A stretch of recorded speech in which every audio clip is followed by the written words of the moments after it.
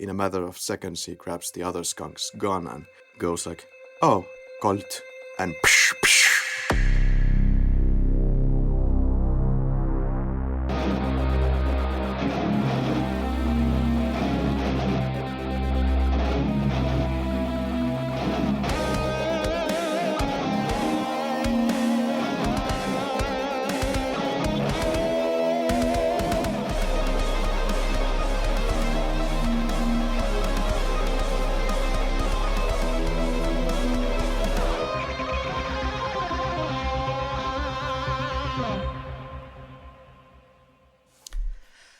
Weapons on the floor! Hands behind your head! Everyone lie down on the floor! I'm raiding this podcast! Welcome to the Flick Lab. I'm Karri, your co-host of the night. And we have our guest as an expert on East Ossetia and Russian imperialism during the Yeltsin administration. Please welcome Tom Frankland. Hello, thank you for having me back. Yeah, thanks for joining us, and apologies already for dragging you back into this podcast, even though we are not covering a Bond film. It's fine, I've got nothing better to do. I can actually vision that you have loads of things much better to do than join this product. But For example, to research for this product. for example, collect stamps. A much more productive use of your time. I'll look out the window. Yeah, look out the window. Maybe paint the walls once over.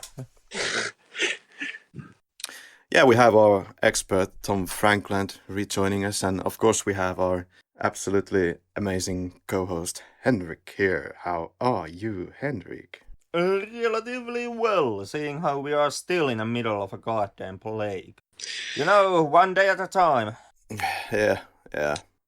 It's like I don't even care anymore.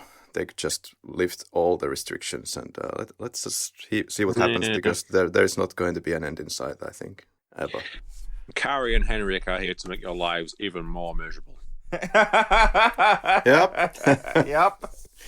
That's my motto. Can you think about a situation where you would be in a solitary confinement and the only thing you could listen to would be this bullshit? Oh my god. Precisely. Well, oh right. Welcome to the Flick Lab. This is the most finished podcast on the podosphere. The brutal honesty. What's good for Finland isn't good for the rest of the world. And you know what, guys? We're not even talking about art today, because the director of today's film said, quote, "Cinema's in no way an art. What sort of art? It's not even close to art. Painting's an art. Music's an art. What a person can do on his own, or can make without any help, without any means, just sit down and write. Now that's art. But in cinema, one's dependent on other people, on money, on all sorts of things." End quote. So what are we doing this for again? I guess we are doing this because last week we talked about the whole auteur theory and all that shit, which was most of all about how the director is an artist and cinema is art and director this and that. Well, this could be seen as a kind of a spiritual sequel to that episode because, well, although the director is known as a bit of an art house director, or was, he doesn't consider this to be an art form. So here we go. But instead of director, Karri here most definitely sees today's film as an art form. Oh, without a doubt. Yeah. Why I mean, wouldn't you? our returning listeners might remember that Karri has stated out that he has some problems with Godfather, for example, and kind of considers that film as being a piece of shit. So today, on the other hand, we are looking at a Karri approved, highly approved, may I emphasize, gangster flick from Russia. I'm sensing some pins and needles coming from your end at the end of this episode. But hey, let's have some notifications for your listening pleasure. Displeasure.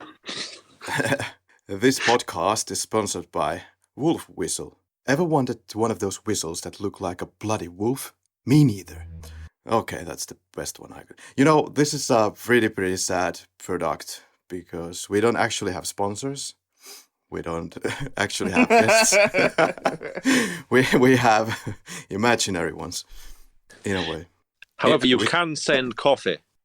You can send us coffee now. Yes, thank you. So you can support this forlorn podcast on ko-fi.com/theflicklab to make it extremely complicated to find. No, but it's like coffee, but with a weird spelling. Why did I make this question intonation? Let's get it out of the way as well. You can find us also on all the social medias, the abominations of this earth. You can also listen to us on YouTube and on any podcast player that you can basically ever find. So also remember to smash that bitching bell and don't forget to leave us a smashing rating. Smash, subscribe, like, and comment. Yeah, especially comment. So we can say that you were completely wrong. Yeah, we are the fucking experts here. Exactly. I am an expert because I studied media for 3 years in vocational school. That makes me a huge expert on this podcast. Whereas my colleague is studying to be a master of arts. That sounds much fancier. On some regard, it also is because, once again, the emphasis is on the plural arts, which means that I have to kind of have a hang in all the art forms, at least on some capacity. And to which art form are you planning to concentrate on exactly? Are you going to be a painter, or possibly a movie maker? I mean, my education program drives me to films and audio. The university forces me to specialize on those. But I can't be just, because of Finnish schooling system and Finnish universities, I can't just study film and audio, but I also have to study like video games, painting, sculpting, fucking web pages for some odd reason. Oh dear Lord, isn't everything now automated with that guy who made that WordPress thing? You know, wink wink, our website is also made with WordPress because I just can't be asked anymore with HTML or PHP for that matter. No. If you study arts in Finnish university, you are going to study HTML. So... who does anyone use that anymore? Like, well, Finnish art students apparently. Okay, select color, background color of the web page, black, center the logo, Vitoinen Entertainment and Networks. God, I miss the cinema, Henrik. When are they going to reopen those? Since we're talking about random things still. Like, I am starting to get really exhausted about all this corona crap. I just want to go to the theater, even with the risk of death at this point. I know. But oh, I forgot. In Finland, one does not simply go into movie theater or the cinema because the tickets are absolutely expensive. Yup. Like in Finland, you have to take a second mortgage on your house if you afford a movie ticket. It's sad because it's true. Yeah. I mean, I'm laughing, but inside, I'm really crying. Dying. That's what Finland does for you. Why did we watch this film now, Henrik? I actually don't have any kind of idea. Oh, which James Bond film is this? Oh, this is that really weird, like really grounded James Bond film where James Bond is some kind of a thuggish hobo. This is basically a License to Kill revisit. But Tom, why are we watching this film? What do you think? I don't know, man. You picked it. I don't know. Oh, did I? First of all, has to be stated because Sergei Bodrov is handsome, of course. That's pretty much it. No, but it's also a great movie, so bear with me throughout this episode. You know, the lead actor is very, very handsome. I must admit, let me just check his name. Daniel. His name is Sergei Bodrov Jr. Yeah, Junior. He's Danila Bagrov. His daddy is the Sergei Bodrov Senior, no surprise there, who is a famous director in Russia. So I first saw this film about 10 years ago, kind of randomly, was just getting my knees in deep into the cinema of Russia, and that's pretty much it. Can I just say that the guy looks like very much like Del Toro? Someone else has also said the same thing.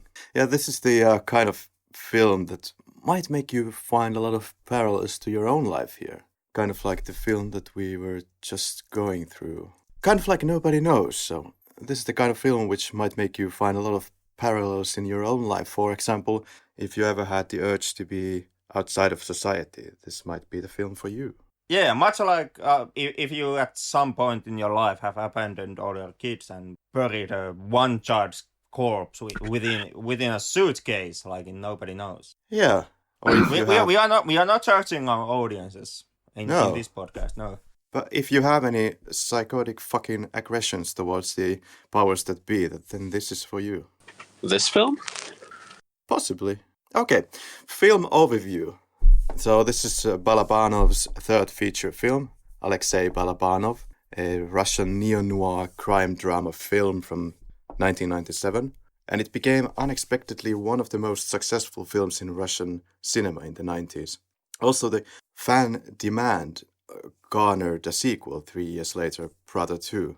It's known for its significantly higher budget and how it is based in Chicago and Moscow, and how perhaps it is anti-American, straight to your face.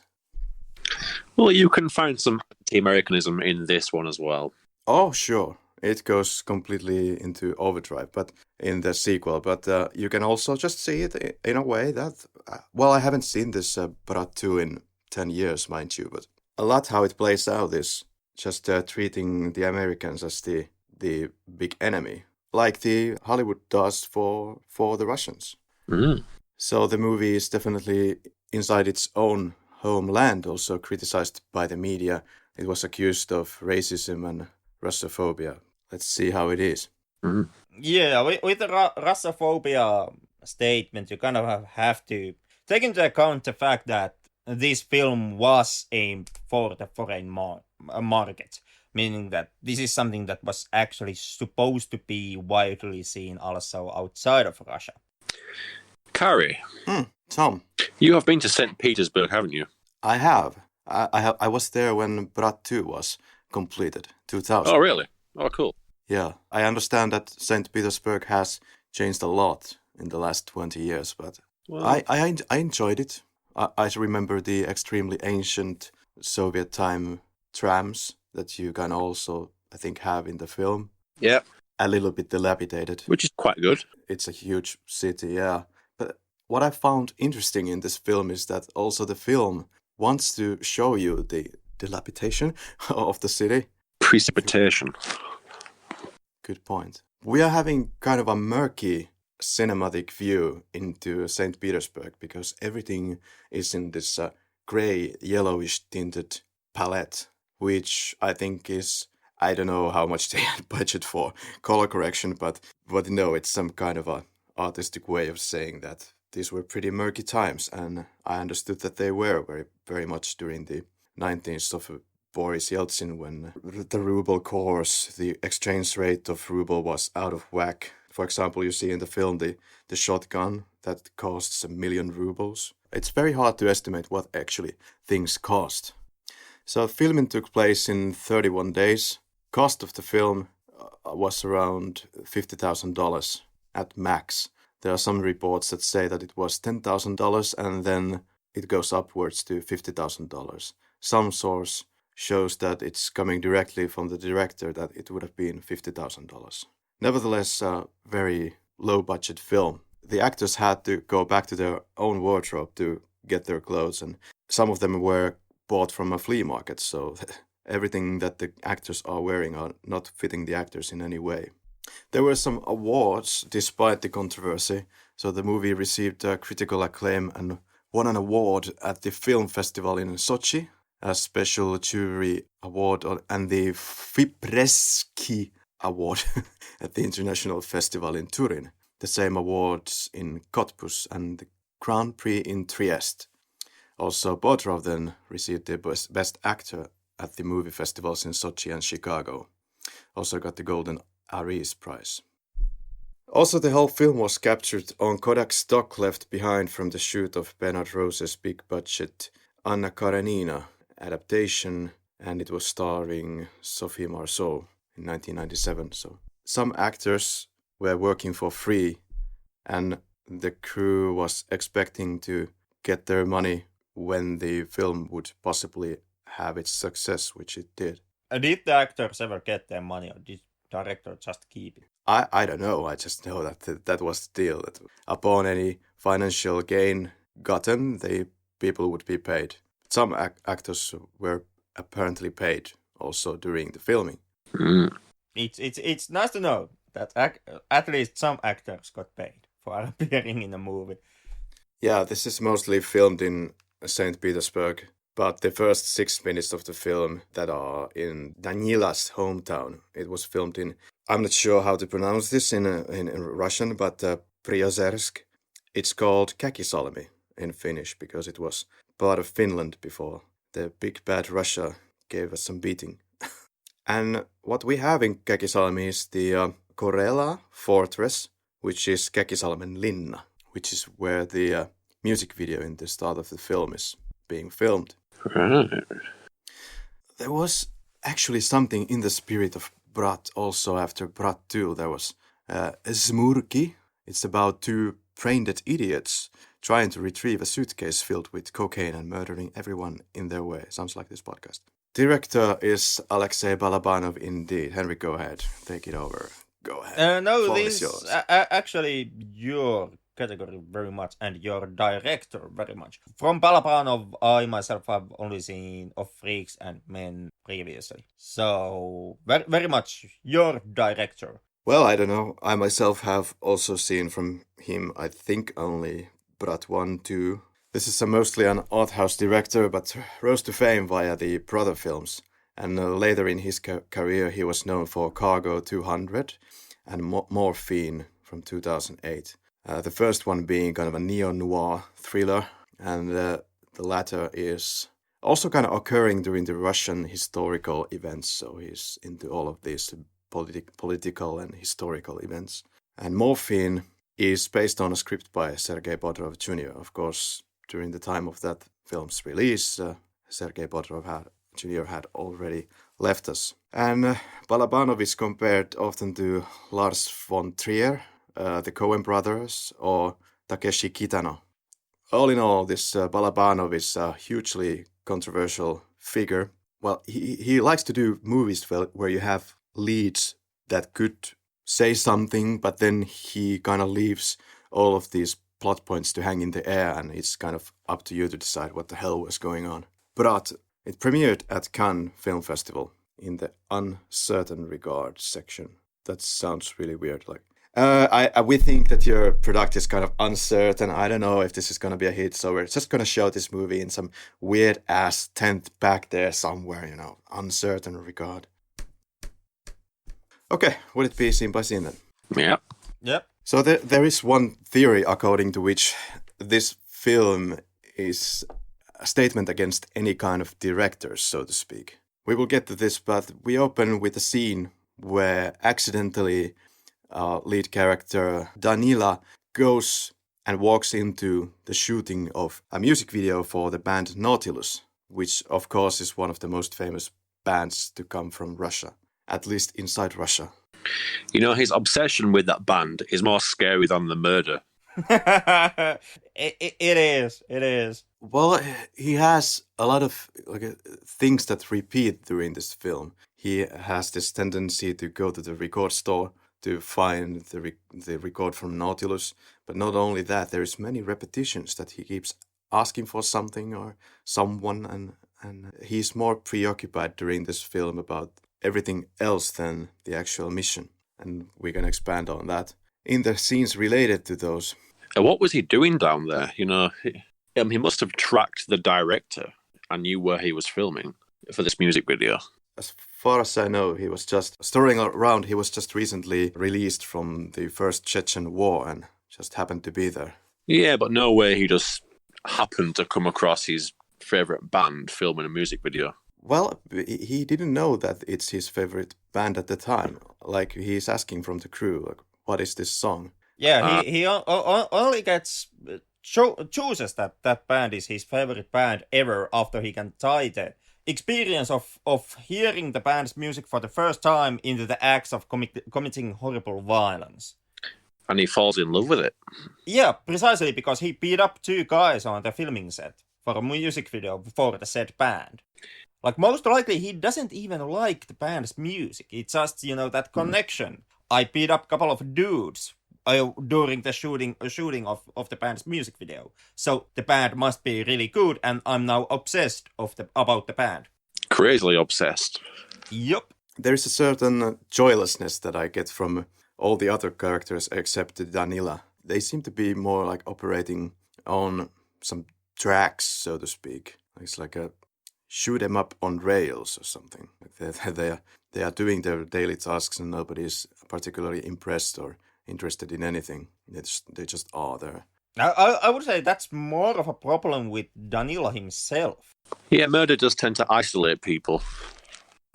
He murders people, yes, but he also has interests and he keeps up his mood throughout all of this violence. He keeps, and his mood appears to be kind of a constantly casually smirking and showing some kind of offbeat happiness all the time, including the times when he's actually committing acts of violence and murder, which is kind of like, dude, what the dick?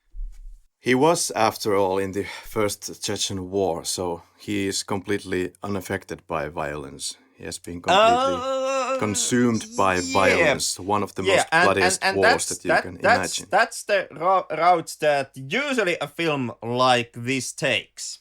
Like, it establishes that the main character is a war veteran, or has lived on the streets, or had an abusive parent, or something like that. But like a previous lifetime experience that would make him used to violence. But Danila himself is kind of a different take here, because if we take the dude by his word, and why shouldn't we? Danila makes repeated the notion that what he actually was, he was a clerk, he was a secretary, he was an office worker, a goddamn paper pusher. He wasn't in the battlefields holding a rifle, he was filling out documents and using the copying machine.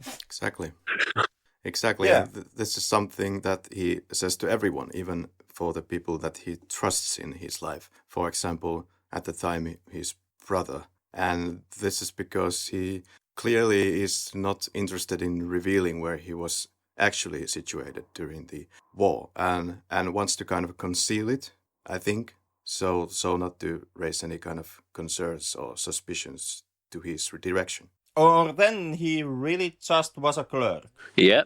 And that's about it. Well, yeah. Everything in this film says completely the opposite. So I would say that he is hiding it. I don't know. I mean, the only thing that actually says that he has been in the Chechen war, and would have taken part in the actual fighting is his really casual usage of violence throughout the film. Which would be explained by being on the battlefield in the It would explain it. Yeah, that would explain it. But once again, the film never actually establishes that he ever really saw any combat.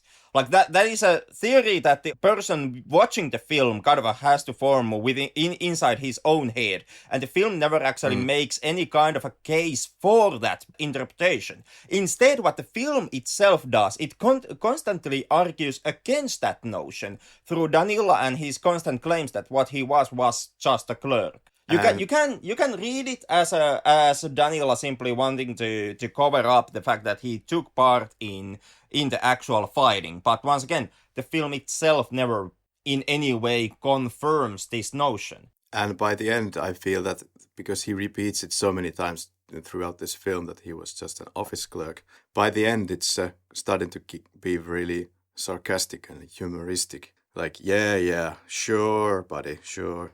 At one point, Svetlana kind of sarcastically mocks him when he shoots her husband in the leg with a sawn-off shotgun. So this there's certain amount of that I'm getting from Danila, definitely this Russian kind of modesty and humility towards people's achievements. For example, you have this scene where he gets romantically involved with this lady operating the tram, Sveta. And he doesn't almost answer the question from the lady. He just says that he worked in the office. Sveta almost sarcastically mocks him when Daniel shoots her husband in the leg with the shotgun. Something like, "What kind of a clerk are you?" You know. Exactly.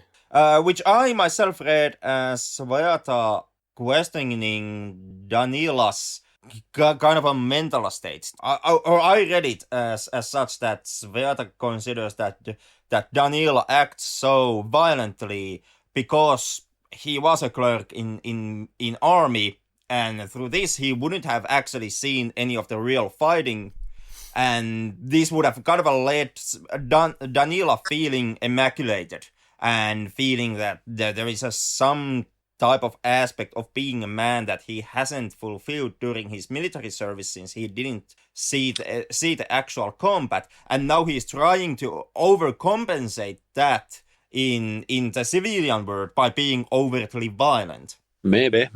He would have been just a simple clerk, and he wouldn't have actually seen any real fighting like the quote-unquote real soldiers.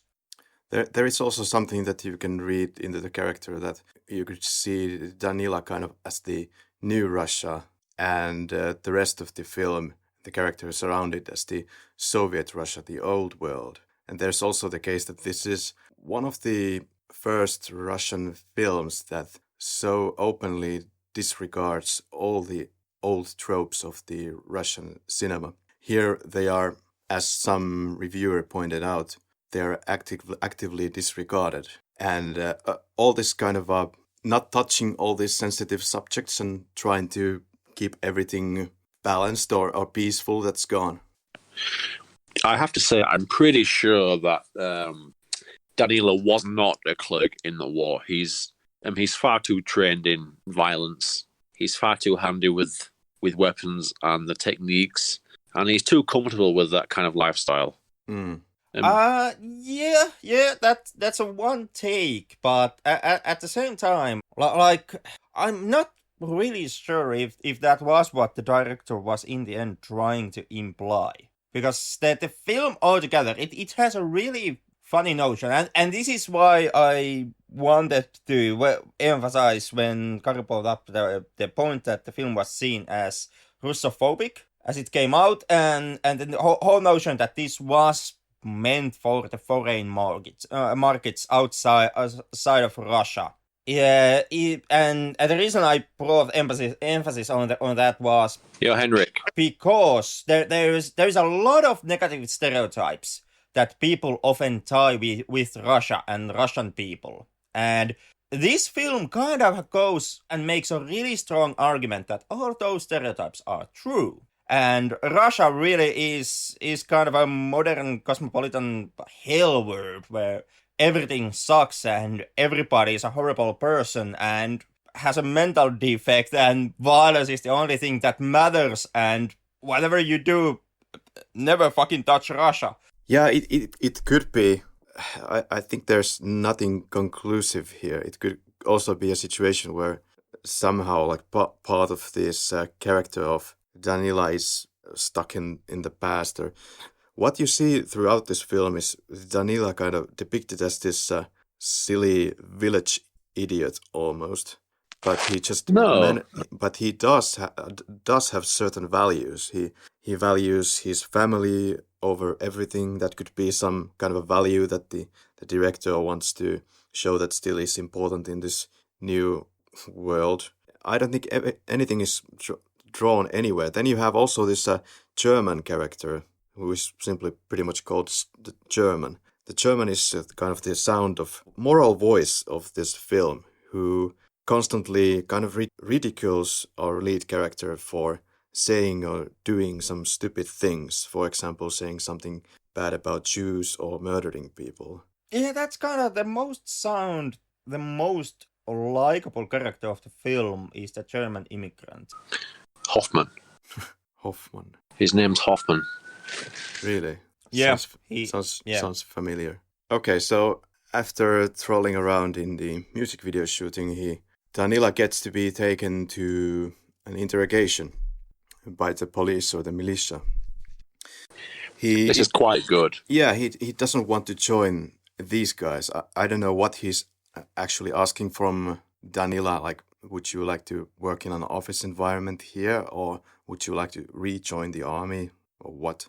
I took it that he's offering him a job as a local cop. Yeah. And says that had you not been sober, I'd put you in prison. Yeah, well, I think it's even worse when you are sober. Yeah. Sober. Yeah. And he didn't actually fracture this guy's arm. Oh yeah, he only dislocated it. Yeah. Only. Danila walking away, and meanwhile we get this shot where we see that the officers are talking about his father, presumably. Bodrov Sergei Platonovich, who was born in 1942, and he was a thief recidivist. So a repeating offender.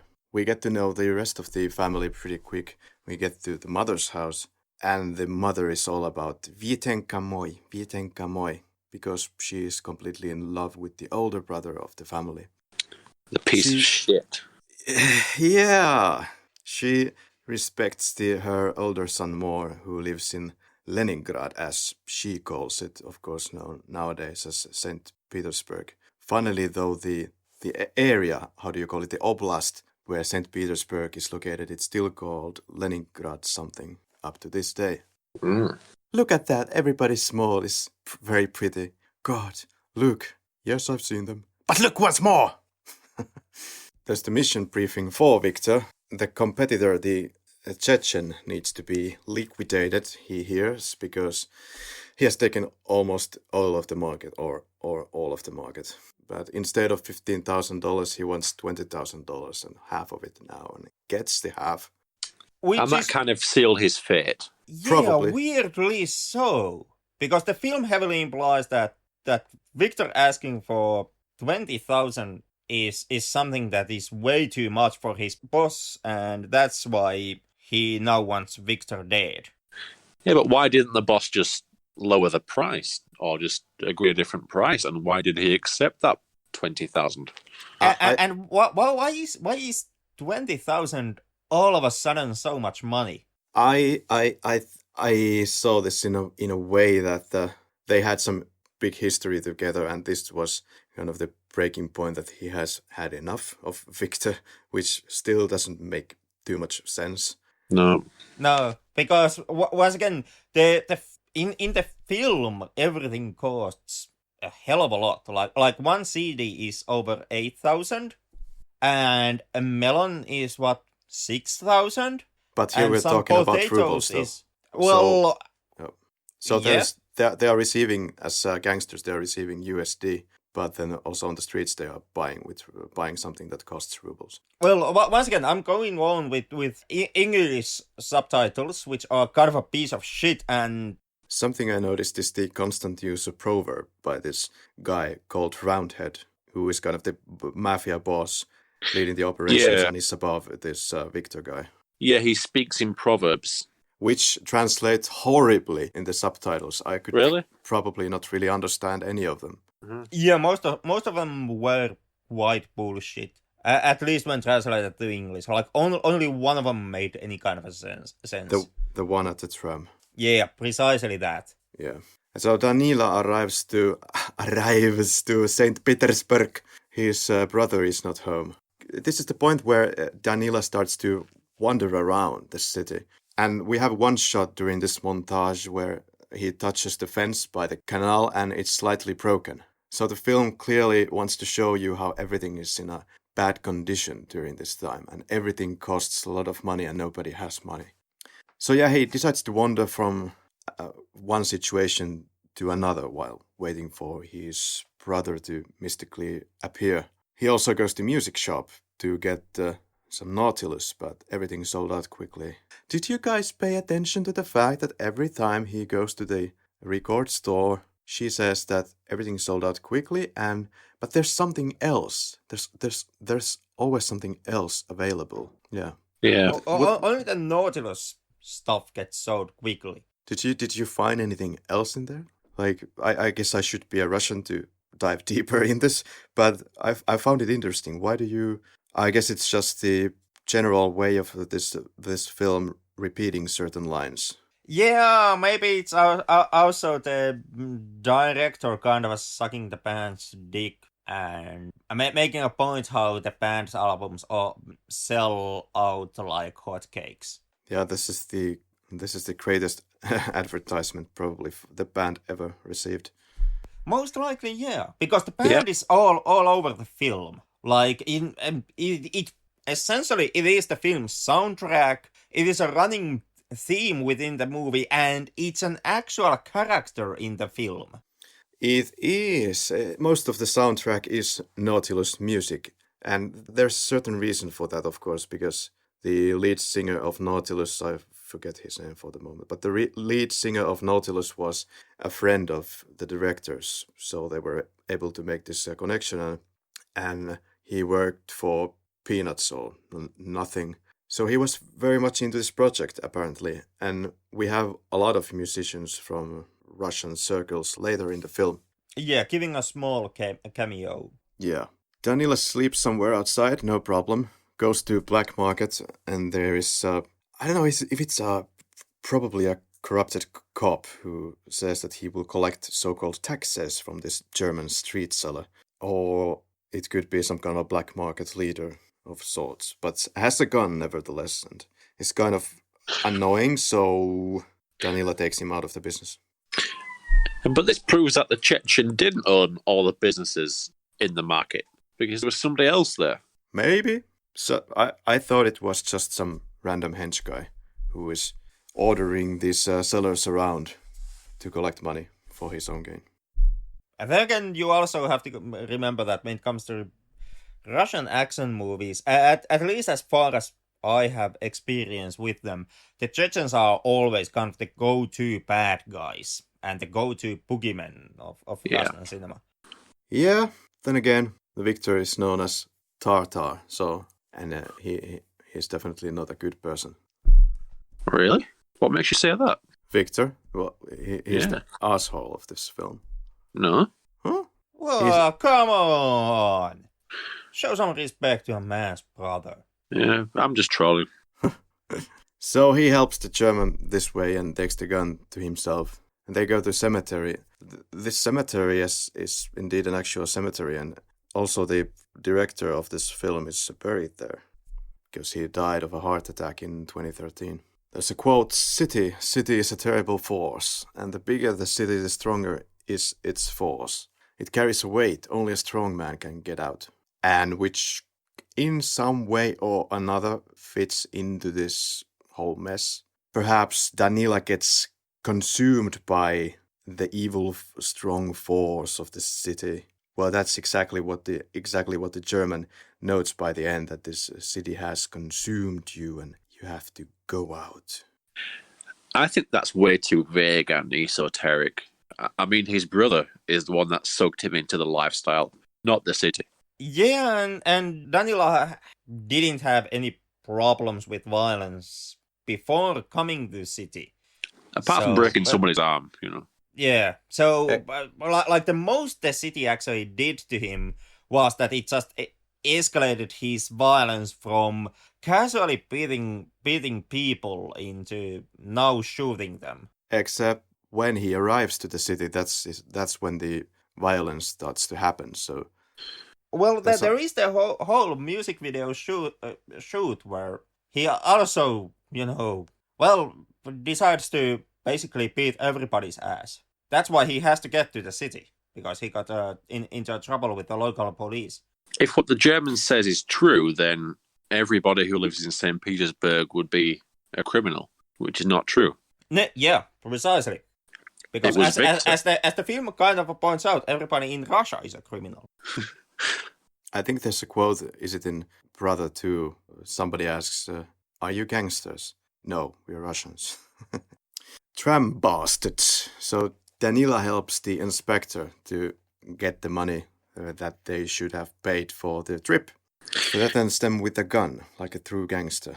So he's basically now, as we established very strongly, just fighting against the injustice in this city in some kind of a death wish way, in fact. This is where I start to respect Danila. I think he has a very simple and straightforward and kind of good morality. Where he knows what's right and what's wrong. Yeah, killing people is right and okay, but freeloading in a tram? Well, god damn it, not on my watch, bitch! Well, he kills people, but he only kills bad people. So in his eyes, that's kind of justified. Yeah, exactly. That is the running theme, and it all revolves around the family. I would assume defending the family at all costs. And he does sleep with another guy's wife, but her husband beat her. So in his eyes, again, it's okay. Yeah, totally justified. Yeah, kind of all over the place. It is. It's really hard to crack this film. It gives us a lot of little clues, but then leaves us kind of hanging in the air. There are these the foreigners who come to ask about some kind of a Nora nightclub, and it's shown that he is a bit of a village fool. This guy, in my opinion, because no, he's not a village fool. Well, he kinda is. No, he's not. It is. Well, let me give you a few examples. Well, okay. he doesn't speak any word of English, apparently, but then he also doesn't know what is basically a compact disc player, because he shows to Sveta, like, here is the stop button, here is the play button, and did you get all that? And Sveta is just laughing, like, how can you... What, like, are you serious? I don't think he's an idiot at all. I think he's a very moral and smart man. Well, he like it might be overdoing it to call him an idiot. Like it might just be that he doesn't know what is a film shoot. Like he doesn't have any idea about the word. But nevertheless, this portrayal of the character doesn't do any favors for the theory that the director would have wanted to be racist in any way here, because he is all this racism or hatred towards Jews. It's coming from this guy who is a little bit of a simple in some aspects. Let's say then. I don't even think he's simple. Well, what the hell are we gonna use as the word for tonight? I guess we differ. I mean, guy from village. No, I mean he knew his brother betrayed him.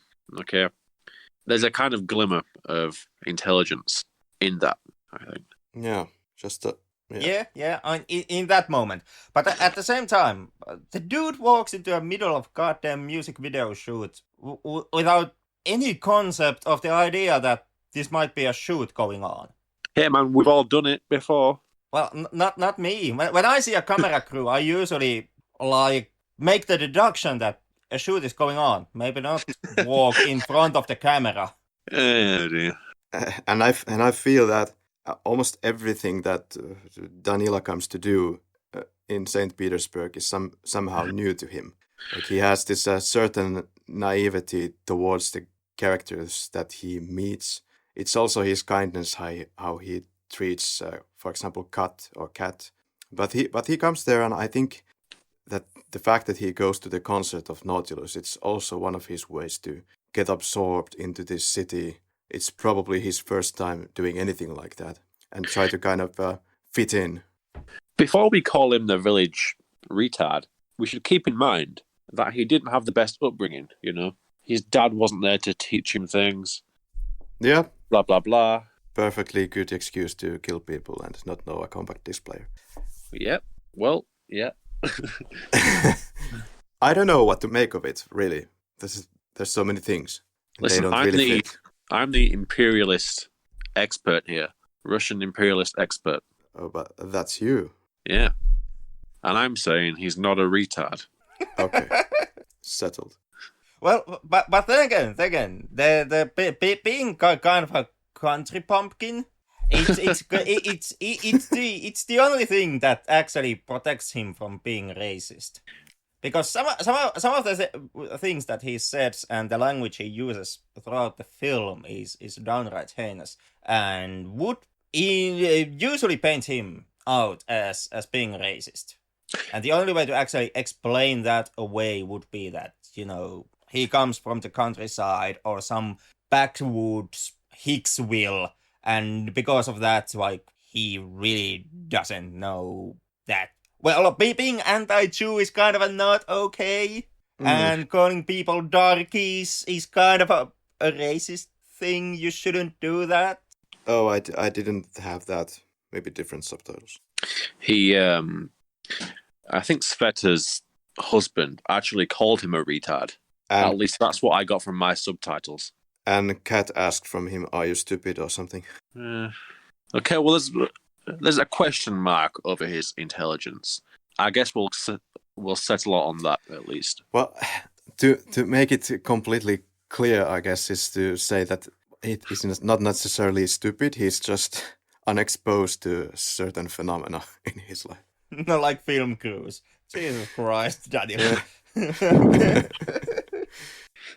It's a weird combination There's a lady in the middle of nowhere having the upper part of her half of her body exposed, or at least the backside, and there's a bunch of people looking at what's going on, and some of them have big ass camera equipment. I see nothing going on here. Doody doody doo. Yeah, there's a weird combination of this perceived naivety of this character, but then actually not being very naive at all on certain departments. He's skilled in his own area, okay? Yeah. Finally, the brother comes home and greets first with a gun. Like, they haven't most likely seen each other in a while, supposedly. I think they have been together the last time when Danila was a kid. Because at the end of the film, we are also having these references to their past, what they did together. So now Danila is dining at Bro's, explains to him it's not Leningrad. You could see that this is kind of a simple-minded thing as well, if Danila indeed doesn't know that it's nowadays called St. Petersburg. the evidence is just mounting up. Yeah. Well, that can just be, Russian military. Like, the army hasn't yet get the note that Soviet Union collapsed. Yeah, I guess news travels very slow in Russia. You could be into something, like if he entered the army around 18 years of age and then has been there for 3 years, and then entered the Chechen War directly. So he would not even know that the change has been made to the city name, right? So what year was this film based on in? I'm not sure exactly, but I got the vibe that it's around the same time that the film was made, 96, 97, something like that. 96, 97, and the Soviet Union ended 1990? Yeah, 1991. So that's 5-6 years, and he didn't know that the name had changed. Yep. Yeah, it's possible that the Russian army is really slow on the uptake, and they still think that they are upholding the Soviet Union. Yeah, wouldn't that be funny? Nice theories tonight. Danila City montage is here. He goes to the disc shop again and buys clothes. And at 20 minutes, there's a car ride with Viktor. He explains that this opposing force has taken the market, and he knows that we are weak now, and therefore he is suppressing Viktor's business. So he decides to pay his brother $2,000 to take this assignment that was meant for Viktor, actually, to take out the Chechen. So Viktor's keeping 18,000? I suppose. Yeah.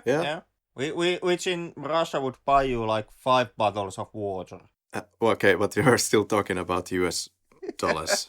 I hope. Once again, my goddamn subtitles never actually confirmed what currency they are using. I'm sure it was mentioned. So Dan does the killing, Dan does the dirty work, and gets 2,000, and the guy who does nothing gets 18,000. Yeah. The lion's share of the payment. And surprises his older brother by saying that he's fine without his gun. he doesn't need it. Well, he has his own now, but yeah. Danila goes to inspect the market square. In this great outfit, which it's is amazing. Definitely from some flea market and all. And I don't. But it's so ridiculous at disguise that it's obvious, it's conspicuous. I have to get one of those for Halloween. With the watermelon too? Or... Oh, absolutely. You said it, yeah, definitely. And the carrier bag. And the gun in the Sprite bottle. Yeah. I'd love to see that. I actually have somewhere in my hell of a long notes the name of the flea market, so maybe I should recreate this scene there. Yeah. So obviously Viktor was able to foresee that this is a setup mission, that once he would kill the Chechen, then the group of Roundhead would kill him too to get the money back. I think it's called Round Face, Karri. I think it's called Roundhead. Henrik, any thoughts on that? Doesn't even have a nickname. He does. Not on my subtitles. Oh, really? But yeah. If I go to at least the... If you can translate the Russian audio, maybe. But I don't speak a word of Russian, so I'm completely dependent on the English subtitling. I'm getting this directly from the Horn of Truth, Wikipedia. So it says that it's a mob boss Roundhead played by Sergei Murzin. Okay. Brat, a film that to understand a film, you actually have to study the Wikipedia page. You have to study a lot of things to find all the different nuances here. You actually you really kind of do. That's something that you would have to do in order to get the nuances on Brat, and that's kind of also a problem with the film. I don't think so. Even without all of this, I mean, it's a great, albeit simple and plain gangster film. But once you get the kind of a fuller picture of the film, it definitely improves it. But yeah. On that regard, yeah. But at the same time, it's also a film where if you don't get the fuller picture of what the film is trying to say and what it's trying to imply and what it's trying to vision, you kind of are stuck with empowering all the negative stereotypes about Russian people and Russia as a country. Well, I thought that part was so obvious that because there is the German counterforce, it makes Danila look pretty bad. Yeah, but basically everything in this film does make Danila look bad. And Russia itself looked pretty bad. Well, again, this is the uninformed village guy. So that would then argue that people from the city are more civilized and then the village guy from Russia doesn't know what he's doing socially or politically. At times, yeah, but then again, the people in the city are pretty goddamn heinous also. Like take Daniela's brother, for example. A man of the city, very much. Dude hasn't seen his little brother in years. All of a sudden, little brother shows up at his home and asks for shelter, wants to hang out with his big bro. What does the big brother do immediately? Tie the brother down with the hideous murder plot and set him up to be shot by his boss, who he already suspects is aiming to gun him down. I know. Jesus fuck! I would say that he's the most heinous character of the film. So, once again, it's the one point that you have brought up, and it's making this even more complicated to understand really what is being said, frankly. Is it that the city people are idiots as well, or is it they kind of are throughout this film? Or that this is a depiction of the city life, which is not preferred, and you would then take rather the village idiot, or is the city people the Soviet Russia and the new world Danila who comes to the city, then gets transformed by the city in some way, and then goes back to where he was coming from, or actually goes to Moscow. Yeah. You see, I'm not able to throw this together in any way. with this all of these little nuances that are dropped to us that I just was speaking about. Danila revisits the German, and then he gives some food for the German probably and whatnot. And then in exchange, he will get a flat. Then he goes to his flat. And once again, there's a reference to the state of affairs even in the big city. The lights don't work. Again, the quality of life reference. So he sets up the bomb. Apparently, the director was kind of a qualified bomb maker. Yeah, this is evidence that he definitely took an active role in Chechnya, a very hands-on role. He wasn't just a clerk. I'm not really taking that much of an evidence, because what Danila makes in the end is makeshift weapons, which is something that their army itself wouldn't have used. Like the Sprite bottle silencer. That's not a military technique. That's a thug technique. That's what you use on the streets. Perhaps that is something that you learn in the army also. When you're in a particular situation, these tactics can be very, very useful indeed. Well, once again, kind of a hard to say for Russian military. Yeah, in Finnish army, they use silencers, like the real thing. They have equipment in here. I have actually read a book called The Russian-Finnish War. It's pretty good. The book or the war? The war was terrible, but the book's fantastic. I don't remember the last time that a war was fantastic, by the way. I don't know. Finland kind of has a constant hard-on for that particular conflict. True. I may be wrong, but I don't think Mannerheim spoke Finnish until he was like 30. You're kind of in a dangerous waters there, Tom. Really? Yeah. Oh, well, yeah. Well, of course he spoke perfect Finnish and did not. I don't think that's true. I'm just joking here. Yeah. I mean, Mannerheim in Finland, Mannerheim is kind of a god next to Jesus. So you're almost you're talking almost of a Finnish religious figure here. He was working for the Russian army. And these kind of statements here exactly are the reason why these days Karri is living in Poland. So yeah, he makes a makeshift silencer, and there's a Sprite soda bottle and an oil filter and a decoy firecracker out of a matchbox. The director learns some bomb chemistry using some Soviet sets. Anyway. Okay, it gets even worse. So Mannerheim's mother tongue is Swedish. Yeah. No, she wasn't. Pure Finn, born and raised. Actually, funnily enough, if you are some supposed Finnish-Swedish person, then you will be looked as a more posh Finn. So that's really? A good thing. Yeah. Wow. Only in certain circles. Yeah. When it comes to the cosmopolitan aspects of Mannerheim, you really have to be careful wording those sentiments out in Finland. Really? Yeah. If you wanna really find friends in your cosmopolitan Mannerheim take on the man, well, you have to join with the leftists, really. Uh-huh. Yeah. They're only people who won't knife you in Finland for making such statements. At 28 minutes, we get back to the market square, and it's kind of the man with the watermelon scene. He buys the watermelons and bombs the Chechen off screen. We will get to know later that he actually died of the bomb, and then shoots one guy called Sisha, who works for the Roundhead. So wait, the Chechen died from the bomb? No. Yep. What? What?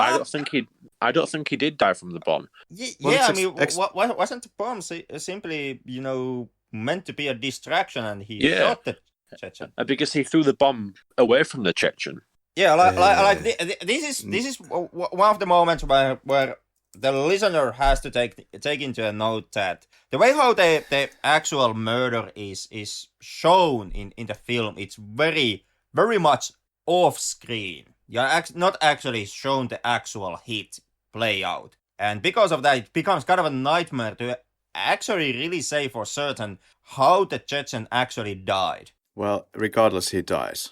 Yeah, he does. He does. That much is confirmed. The Chechen guy dies. It's not even confirmed. Well, everybody says that he died. Because Roundhead's friend says he was taken to hospital. His friend was taken to the hospital, and during this, when he's giving the briefing to Roundhead, he mentions this, that Chechen died. Well, at least Danila's brother gets a next job from his boss, which would imply that the Chechen died. Okay, we can say the Chechen was out of the market business, for sure. Well, something happened to Chechen. Yes. Yeah. And then Danila is in the back of the tram is helped by the lady Sveta. There's a weird quote. Go, I will find you. Why would he find him? Is this a threat? Is this that I'm in love with you? See you later? Like threat would be the most obvious implication what's going on here.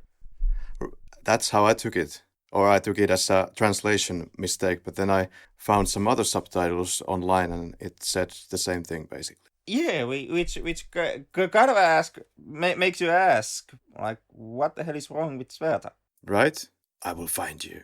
I will find you. I mean, the dude just, all of a, you're driving your tram, everything is peaceful, all of a sudden this one dude just jumps at the back end of your tram and has a shootout and doesn't leave. You don't inform cops at any point, and when you finally arrive at the end of the line, the dude gets off the tram and tells you that he will find you, and then you decide that this is now the man is now hot shit, and you most definitely want to fuck his brains out. Absolutely. Yeah, it makes the perfect sense. It makes perfect sense to start having sexy time with this guy who has guns and gets injured and get mixed up in this whole mess right now. Yeah, and it's even stranger that she believed that he was a clerk after he got shot in the hand. Yeah, that's what I thought. But I respect Henrik's theory that he is a clerksman. who got shot in the hand? No one, I guess. Danila. No, it was somewhere around his stomach. No, his hand. No. Yes. There was blood on the hand. But the injury was kind of life-threatening, and he was on his bed and helped by the German and all. Well, you need probably all kinds of medicine for hand injuries as well, for sure. But how does... How does he recover? Yeah. No. What I was supposed to ask, how does Danila getting shot somehow unclerk his clerkness? Because clerks don't get shot. Well, they do if somebody shoots at them. That's what happens in shootouts. Bullets come out of guns, and if they hit you, then you get shot. Clerks are very well scrubbed, middle class. Clerks are not bulletproof. And on top of the whole clerk theory, the way how Danila holds his revolver during the shootout actually once again is in my opinion very clerkish way to hold your gun, because it's once again it's he holds it sideways like real gangster style, how you can see from a shitty Bruce Willis action films. Like what army teaches you to hold a pistol sideways? You can't hit shit. I have a question. Can village idiots be clerks? In Russia, maybe. Bulletproof clerks. Or that's what Danila is counting on. Of course, now the Melonhead, or whatever his name was, is angry because they have to pay Viktor or Tatarin now. His little helper Danila is injured. I love the fish he's eating, which is so ASMR. I love his skunk friend who just comes to drink from his cup of whatever it is casually while he's eyeballing him. What are you doing? Why are you here? So now it works to their advantage, I guess, that Sisha is dead because, or doesn't. Yeah, but why didn't Melonhead Roundface just find another hitman for less price, That's actually a good question. It's part of the mood and atmosphere of this film. You can't really tell for sure why things happen. Okay.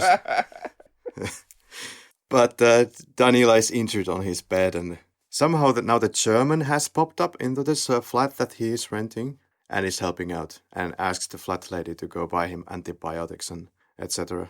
Even the German, goddamn, has a proverb up his sleeve. It's a quote, "What is good for a Russian is deadly for a German," which will pay off in the end. As a proverb. So the banana brain now stops the tram and interrogates the lady. Somebody else is a banana brain now. Okay. Yeah. I think lemon or whatever it was, it's now out of fashion. It's banana now. It's hard to keep track of all these village idiots.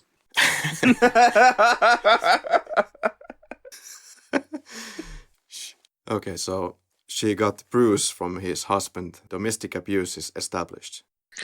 She doesn't, I don't know. She seems kind of tough. She doesn't seem too bothered that her husband is hitting her.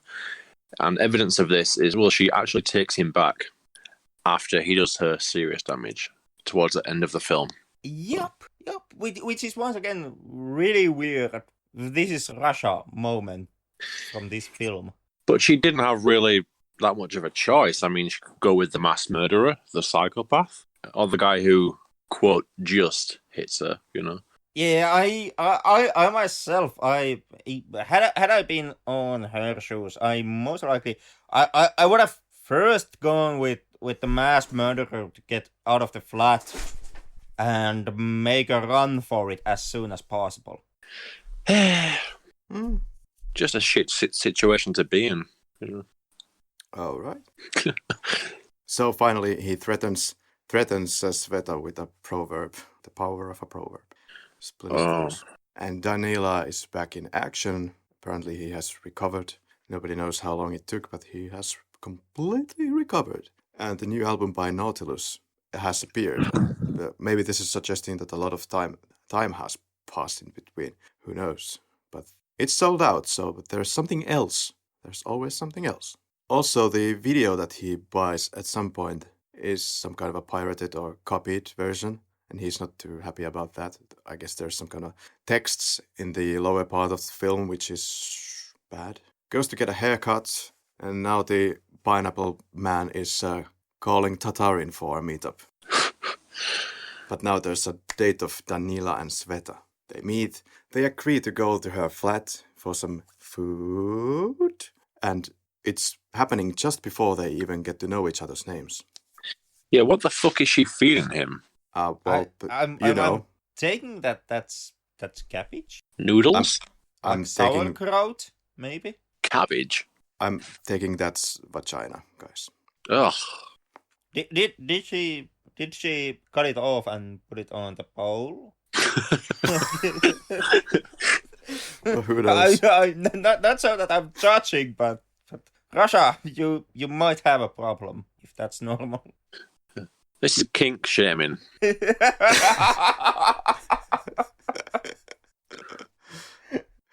I didn't notice that he was actually eating food there. I need to do better research.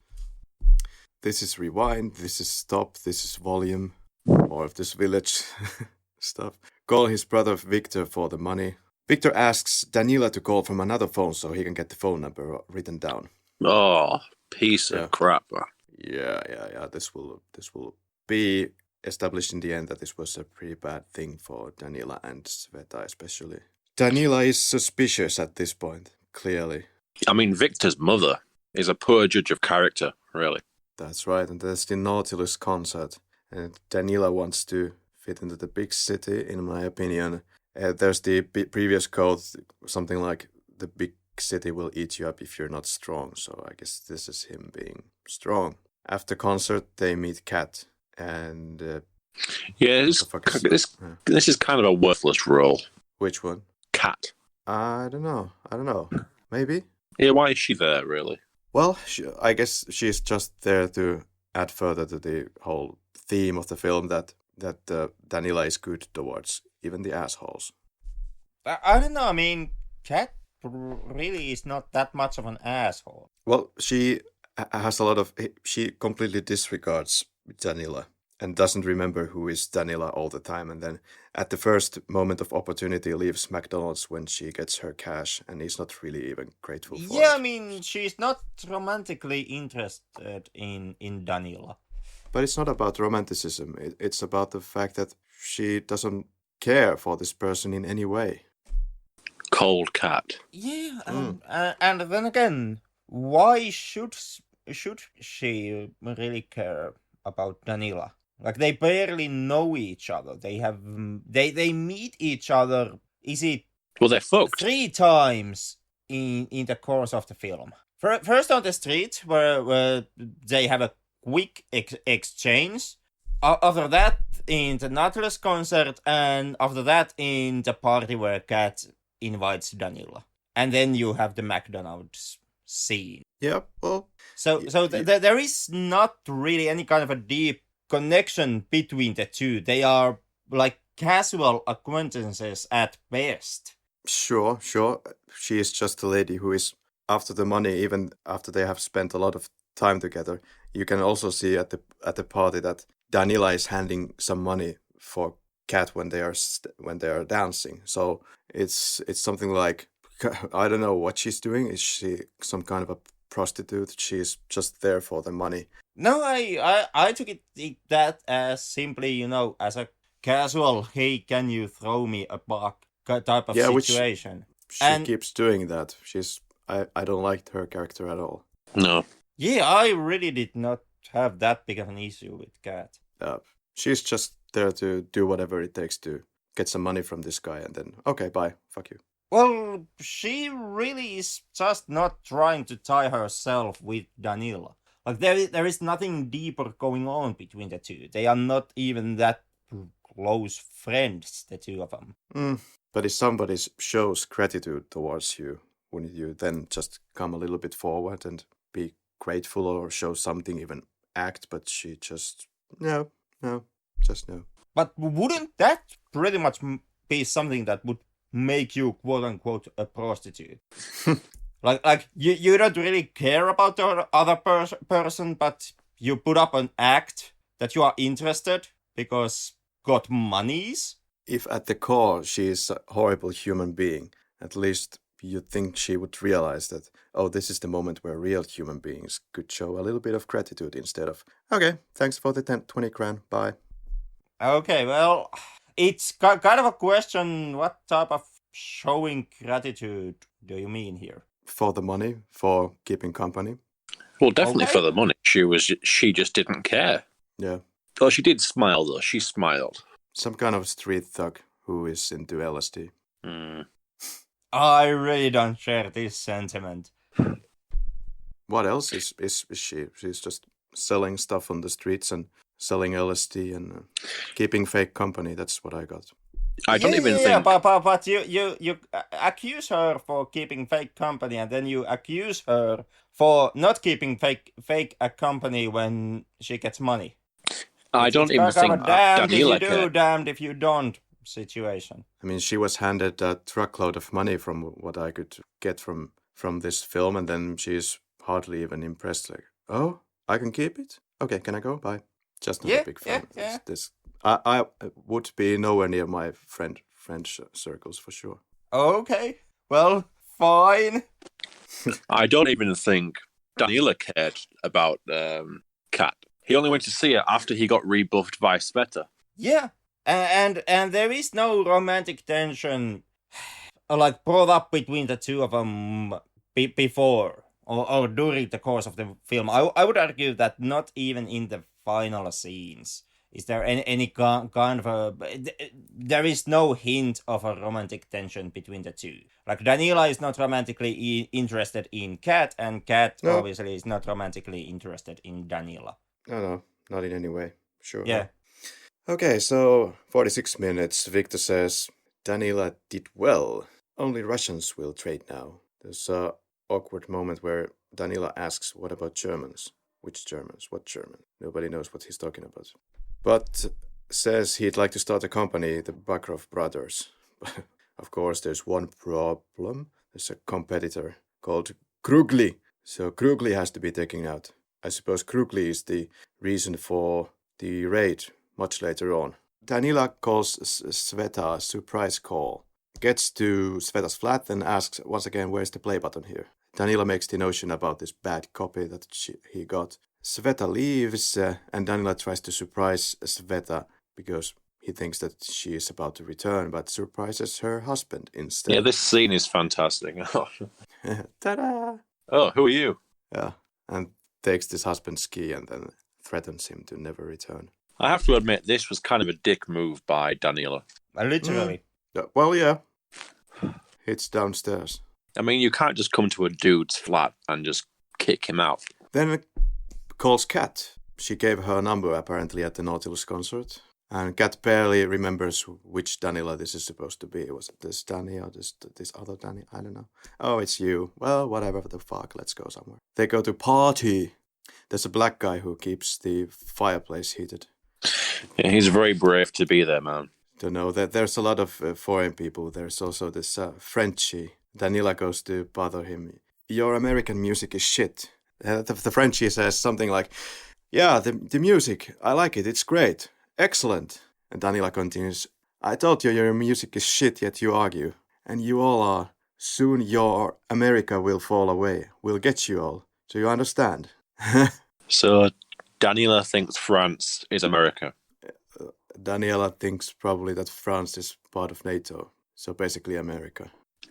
No, I took it that Danila simply thinks that the French is American. No. Well, okay. I took it that he's just part of the so-called Western culture, so it's basically the same as America. You're all the same. We're gonna get you and you're Americas. I don't think he thinks that deeply, you know. Well, could be, could be one of those village things, not doing any favors for his character, or the argument is that this film would be like pro-racism. Do you have contraceptives? Asks Kat, and Danila eats a raw egg to sober up. Viktor calls Danila. There's some operation now available for him as Viktor is sick. Danila has now this habit of repeating things once again. Do you have the new album? Do you have pills for headache? He finds out that there's a skunk that has been hiding for about a year. I guess you should call the extermination department. No, but they only recently found this skunk, and then there is the skunk raid. One guy gets tied up. They have to wait for the other guy to appear who isn't there. It's supposedly this Krugli guy that Viktor mentioned before, supposedly.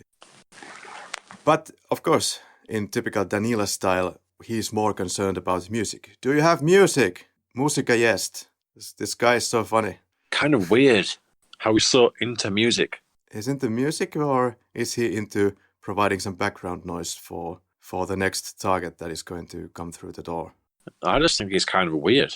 Kind of both. Or kind of I really don't think that Danila is thinking the situation that deeply. But music it is, and somebody's buzzing the buzzer. They take in the wrong guy called Stepan. He's the director on Radio 1.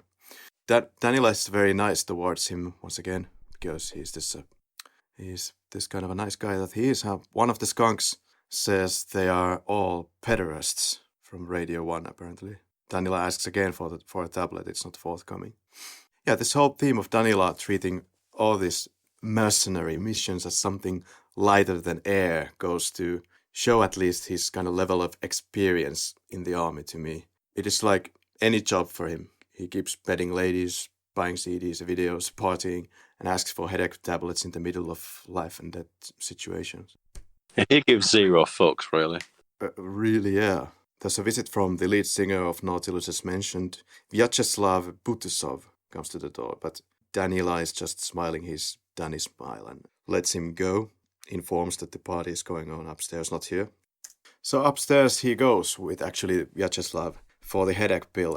And this party is full of these famous musicians from Russia. I know none of them, only this Vyacheslav dude. Supposedly he gets his pill and goes back downstairs. And meanwhile, his skunks, they have shot one of the guys as they got, quote, nearly killed. The skunk also asks whether Danila wanted to run away. He would have if he would have wanted to, but he didn't, so he's now back, and they plan to run down the back and execute also Stepan from Radio 1. But Danila says he can do it himself and just in a matter of seconds, he grabs the other skunk's gun and goes like, "Oh, Colt," and psh, psh, then asks if Stepan guy from Radio 1 would have the new Nautilus album, Ja Blokitai. It's all about the music, man. As if nothing happened, Yeah, I was a bit confused about his motives for killing these guys, but then I realized that, it's going back again to his philanthropist ideals. Cemetery. German and Stepan help to bury the bodies for some reason. Why would he want any further part in this murder, this Stepan guy? I don't know. And then, he seems to be so grateful for Brat's services that he does that, but then questions Danila. Quote, "Well, what are you looking at?" Danila says this. "I have saved good people and this feeble too." End quote. This is the first time when Danila explaining his actions out loud, and then the German says that God is the judge for you. Followed by suggested rape scene when the cantaloupe head goes into the house of Sveta. So everything is actually suggested here. There is no visible violence actually in this film anywhere. Common for low-budget films, low on effects, but still after the film you have the kind of the feel that this film was quite rough and violent, but it's almost all suggested violence. Yeah, it is. And that's also something that, like, most of the film I was okay with the fact that all of the violence is off screen. But I was hoping that when it came to the first hit that they pulled off, killing the Chechen guy at the marketplace, there I actually would have hoped and would have liked better to actually see the hit take place, like see the actual killing. Yeah, it didn't detract from my enjoyment. Yeah, it wasn't a huge thing for me, but that's the most thought out kill of the film, and the one that where basically the odds are most against. Yeah, it's the weirdest moment cinematography wise, where you don't. If this is exactly where the death is supposed to happen in the explosion in this marketplace, it's a bit confusing, as we have noted. Yeah, and even if it's not the explosion, if it's just the case that Danila shoots the guy, even in that case, it is kind of it's a surrounded location. There's people all around Danila as the hit takes place. There's also the dude's bodyguards that are present in the situation, and the target itself, the Chechen guy, is surrounded by other people. I'm guessing not his bodyguards or henchmen, but some guys anyways, which makes the actual act of killing that much more difficult, because you have to kill a person while being surrounded by civilians and the bodyguards are there. So it would have been also nice to see how Danila actually manages to pull it off, and properly see how he manages to escape the marketplace. Because how the killing plays out is just that you get the sound of an explosion coming from off screen, then there is a cut to the reaction to some bodyguards as they notice that their boss has now been killed, and then there is a cut Danila exiting the scene. He has now already left the marketplace and is a good distance away from it, and that cuts to the chase. And like there, I really would have liked to see how the actual hit goes down. Yep, true. But again, at the same time, I'm kind of quite happy that I didn't see the graphical version of Sveta's rape. But do we see that the dog is injured after the rape? Because the dog is on the table and just making some weak noises and is hardly moving at all. Did the dog get raped too? Who knows? Who knows? Who knows? Because we're dealing with this Porsche for brains, dude. Oh dear. But yeah, I took it that the dog remained uninjured and was simply, scared because rape had happened in the apartment and the dog's owner had faced violence. But Like you said, once again, due to the off-screen nature of every vile act in the movie, it's really hard to say did something happen to the dog, also to that dog. And she asks, would you like to dance? And oh, by the way, this guy was talking in proverbs all the time. See you later. And at 1:16, Danila calls Viktor during the raid that is happening in his flat now, and Danila says he will come for a visit. Danila goes to buy the old man's shotgun for 1,000,000 rubles. 1:21, Danila joins the party and says, the weapons on the floor, hands behind your head, everyone lie down on the floor. Danila kills everyone except one of them to carry out his message that anyone who touches my piece of shit brother is a dead man. Does our village person of the night even understand that Viktor was behind all of the misery through and throughout? Or does he only understand that he got his brother to an ambush here in this situation? Is that all? Or does he understand everything? I get the idea that he understands everything, but if so, I would fucking shoot the guy. He definitely knows Viktor betrayed him. Yeah. Because Lemonface, his friend, tells Danil that you know who betrayed you, didn't you? And he replied, yes, he did know. But that could simply imply the act of setting Danila up at Viktor's flat, like luring Danila into the trap that the boss had set, and not so much in setting Danila simply up for all these hits and keeping all the money himself. He tells Viktor to go to mom while Danila goes to Moscow with his money for some reason. And if you go to Brother 2, it happens for sure in Moscow. I don't remember if it starts there, but it's there. 1:25, there is the Sveta's husband, and Sveta rejects Danila, doesn't want to join him on his trip to Moscow. Can't blame her. Gives money for medicine for the husband who got injured by the shotgun shot by Danila. Yeah, she's kind of strange too. She's kind of confused. What does she want out of life? She's fucking Danila, but then she goes back to her husband who beats her. Yeah. Right. I guess she decided that it's better to stay in this traditional beat-em-up game at home and not join Danila for the beat-em-with guns game. Well, there is the effect that has been reported in many of the domestic abuse cases that there is kind of a weird connection, kind of like a Stockholm syndrome scenario playing between the abuser and the abused, where after a certain time and after sustaining certain amount of abuse, the abused no longer sees self-worth and kind of develops a psychological dependency on his or her abuser. And that's kind of one thing to explain why in real life, in so many cases, the abused stays with his or her abuser and does not simply leave. And that could be something that is playing out with Sveta here, but at the same time, I do feel that in order to properly establish that, and establish that this is simply the behavior pattern that Sveta abides by, Sveta's situation should have gotten more screen time, and her character should have gotten more screen time, and there should have been more scenes that would have delved more deeply into kind of a Sveta's headspace, which is here all but disregarded during the course of the film.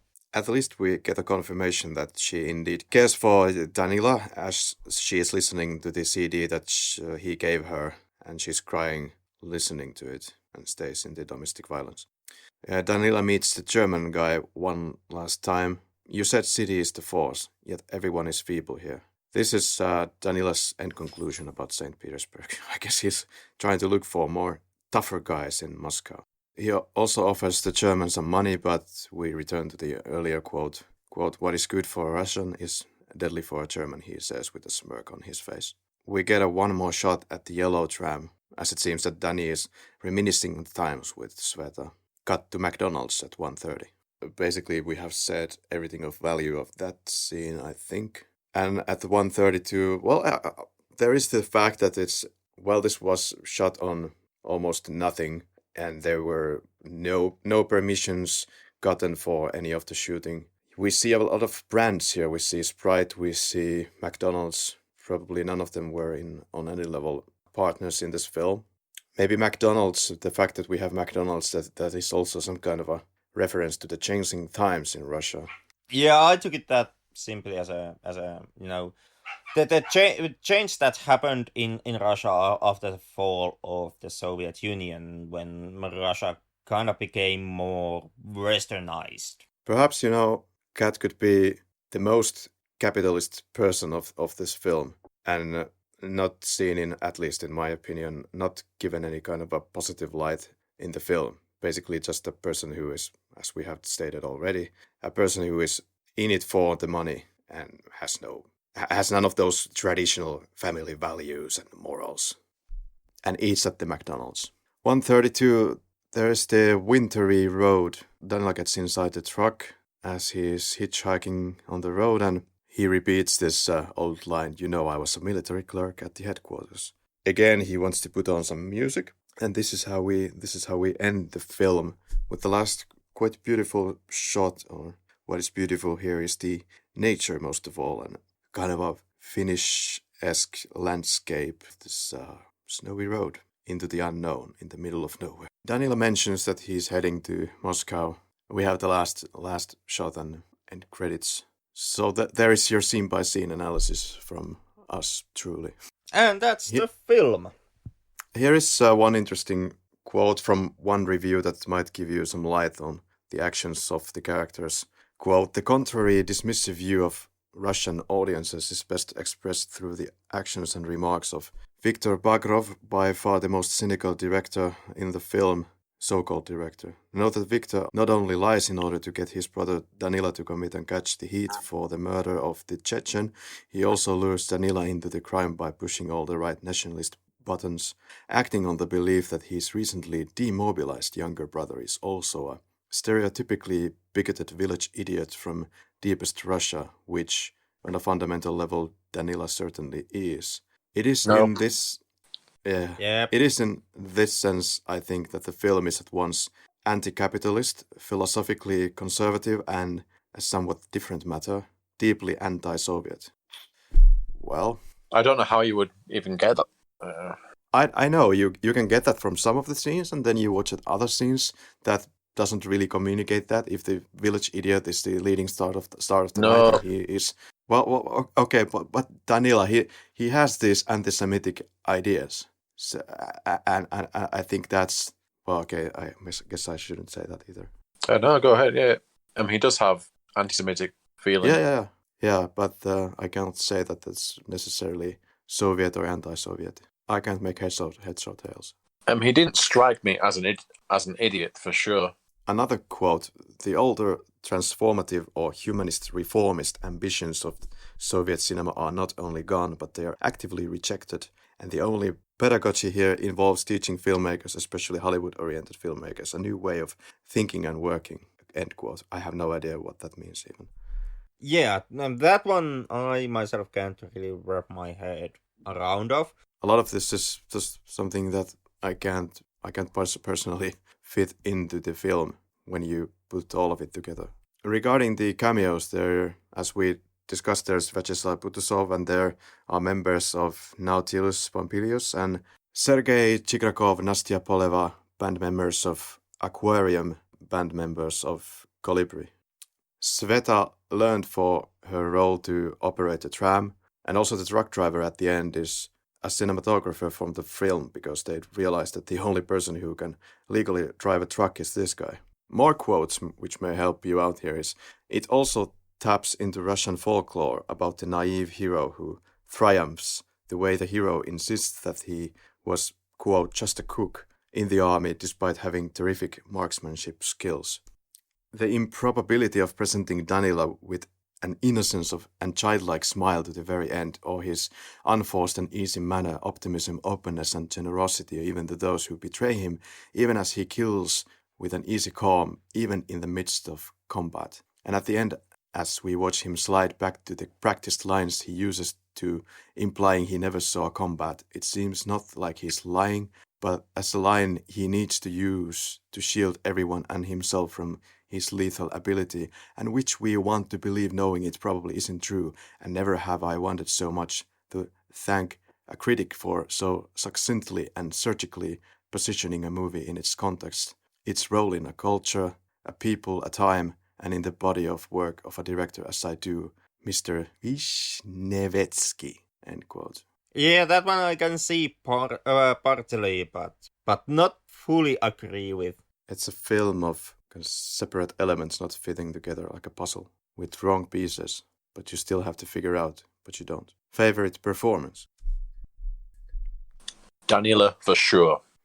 Yeah, this goes to Sergei Bodrov Jr. for sure. Henrik? It kind of goes to him. This is not a film of any kind of a really strong, groundbreaking performances. In my opinion, Bodrov maybe is the best here, most natural. Then again, with that remark, you kind of also have to remember that it has often been remarked that Bodrov here is not so much playing a character as he's just, being himself. Right, and this was mentioned in some reviews that after this film, Sergei Bodrov Jr. became some kind of a real role model for the young people on some level. And his death a few years later was a great tragedy for the nation, because everybody seemed to like him, from the youngsters to the grandmothers. The more important about Sergei Bodrov Jr. is that he appeals to the people of his generation in a way that I guess the mannerisms are something that appeals to young people, hence his huge fame, which counts more here or weighs more here than his acting ability. Favorite shot? Well, there's a nightly medium close-up of Sergei where he's on the left side of the frame and he smokes, and behind him is one of the bigger canals of St. Petersburg. And it's been used in some article still shots, and I like that one. I really loved Roundhead eating the fish. Yeah, I go with the same shot. Really? What the hell? Yeah. Really? Yep. Okay, why? In God's name. I thought that this was artistically really well shot. It's pretty, and cinematography kind of gives room for the spaces, which I tend to gravitate towards. There's a lot to choose here. For example, some of the cemetery shots I did like. Whatever, guys. Favorite scene? I'll just go with when the tension kicks in the market square. There's a great scene where Danila walks into his brother's home and points the gun at the guy who's at the table and silently tells him to get down on the floor, which I thought was very good. He kind of gestures towards him. Yeah, I take the making the homemade weapons and knickknacks. Okay, favorite line or lines? It was quite funny how Danila referred to Hoffman as the German all the time. It's quite funny. It was quite funny when Danila went on to a guy's flat who was having a party to ask for aspirin, and the guy just remarks that better drink vodka instead. Like, that was. Yeah, you just keep on rushing, Russia. I would take another party where Danila goes to this rant. Your American music is shit. La musica est très bien, excellent. I told you your music is shit, yet you are. And all you are, soon your America will fall away. We'll get you all. Do you understand? Favorite kill? From my end, it would be the flat assassination. Oh, yeah. You mean the raid number 1 or the raid number 2? Number 1. I was really happy to see the pierhead bite the dust. Yeah, my favorite too. Though there was nothing glamorous about it insofar as there's anything glamorous ever about killing anyone. Great weapon too. Yeah. Sawn-off shotgun. So random confusing question. So that role model thing, is Danila a great model for the Russian youth? Yes, he is.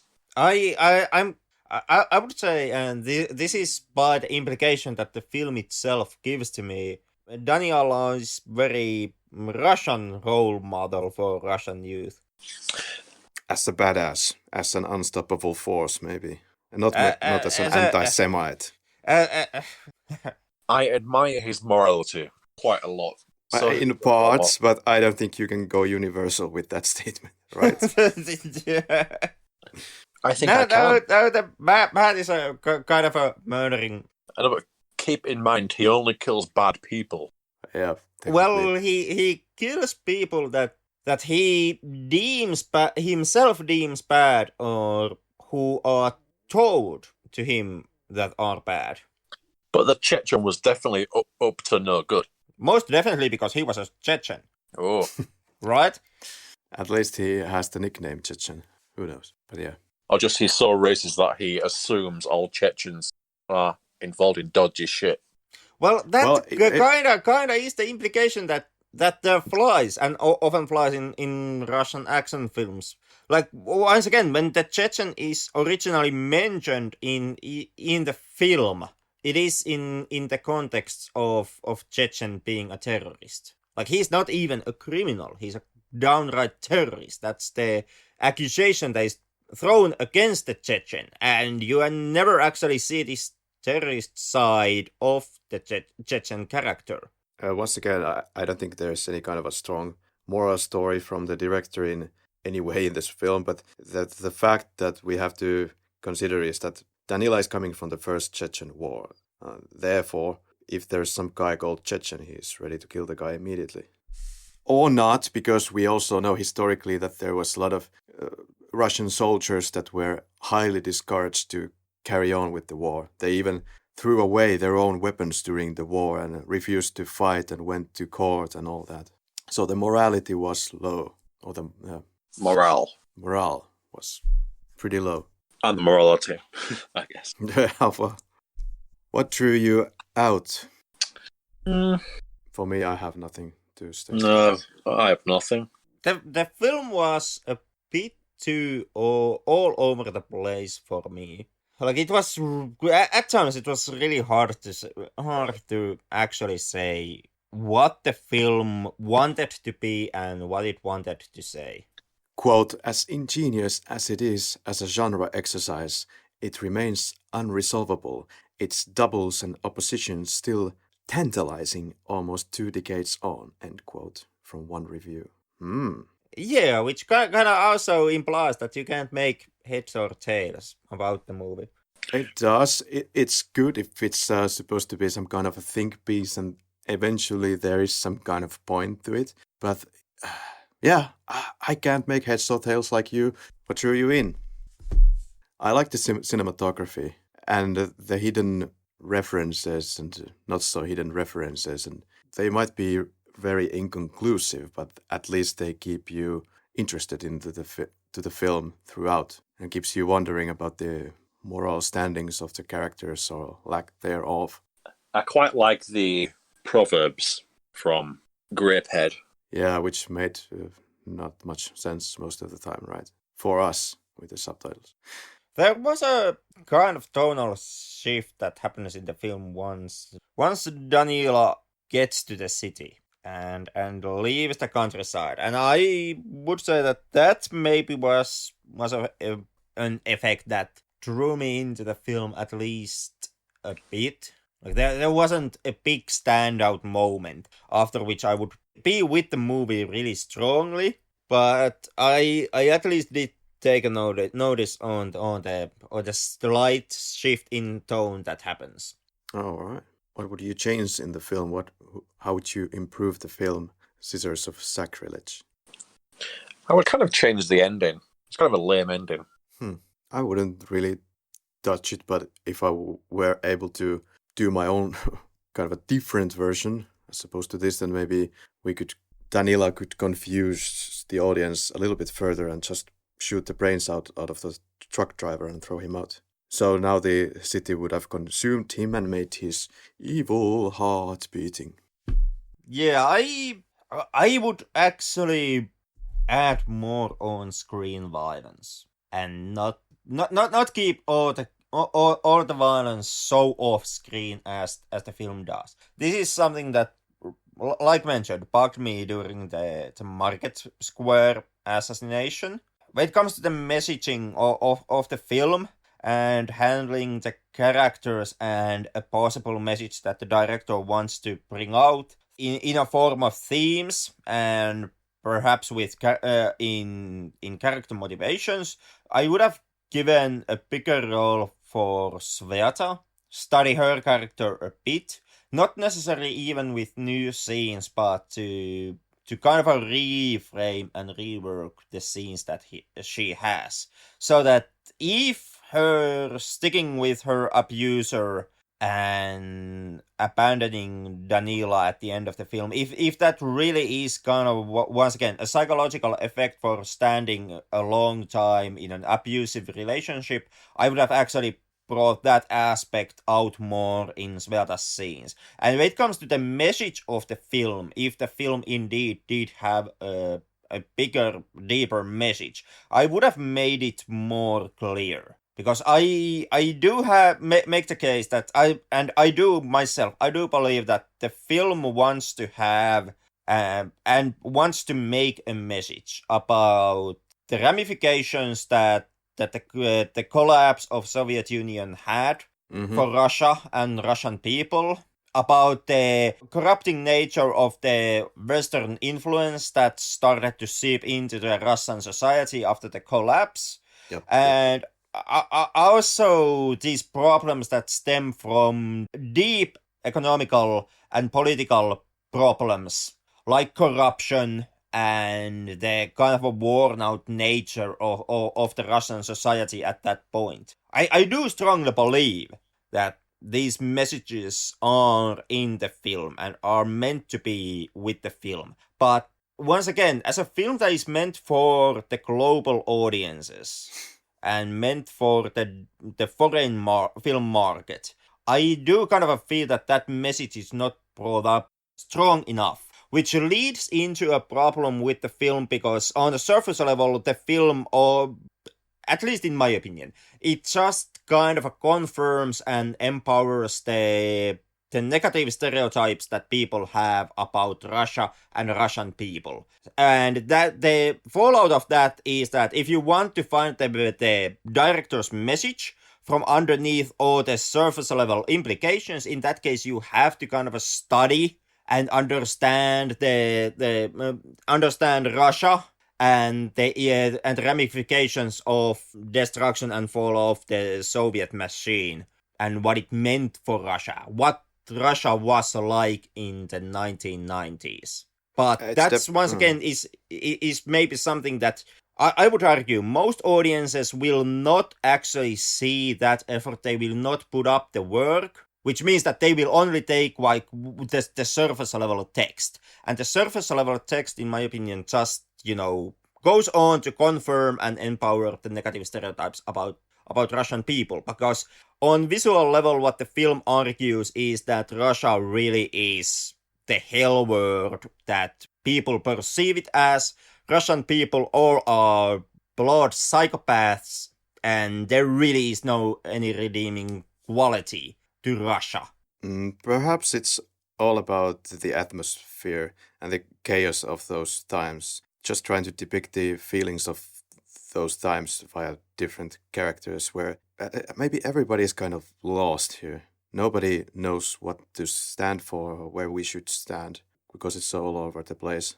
Yeah, it could be, but once again, that's a reading that you can make once you look at the film in a more deeper level, and once you have a larger understanding of Russia of those times, and the Soviet Union that preceded that Russia. But that's once again, that's something that maybe you and I are willing to put up the work for. And we are the weird assholes who host a film podcast. So that's kind of the bread and butter for us. I wouldn't kind of see that your average film-going Joe would really see that in Brat. And that might actually end up being quite a problem, because then again, what reading that person then could take from the film is that I have always believed that Russia is a violent shithole, and Russian people are all assholes. And well, here, look at this. Here we have a Russian film that actually confirms all my biases. When you look at the later works of this director, they mentioned Morphine from 2008. That is exactly about what you have been talking about. It's about the collapse of the Soviet Union and how it changed Russia and all the related struggles of the 90s, economically and otherwise.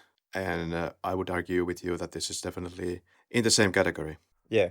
But yeah, it could be that Balabanov's kind of a messaging, the themes that he wants to bring up, and his direction of a movie, it gets kind of tighter as he makes more films, as his body of work evolves. And it might be that this is just, the growing pains of his early career. This is his third feature film. So maybe the mishandling of heavy and large themes is kind of a result of this being still an early piece in his career. But this still was a film that was in large part meant for the foreign audiences.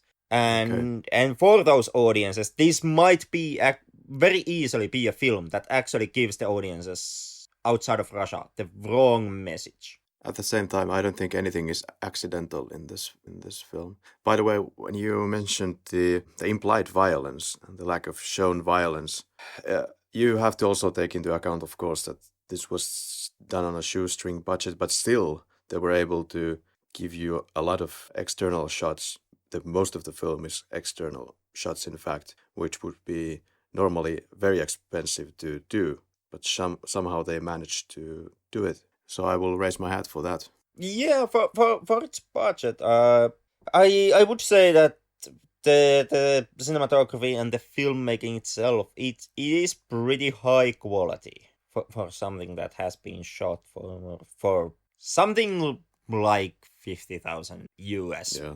The Wikipedia kind of a guess for the budget, it varies between $10,000 and $20,000. And the highest estimate that we have is $50,000, and that's right. Like jump change in filmmaking. And for such of a low budget, the film actually manages to be quite well shot, especially on the ulterior shots that we have. Right. 3 adjectives to describe this film. For me, it would be simple, but at the same time deep and thought-provoking, even if it's not leading you anywhere.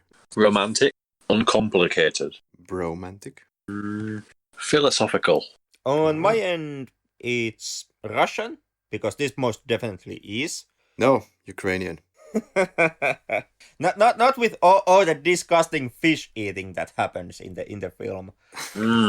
It's also bleak, both in its kind of a messaging and its cinematography, and it's harsh on its nature.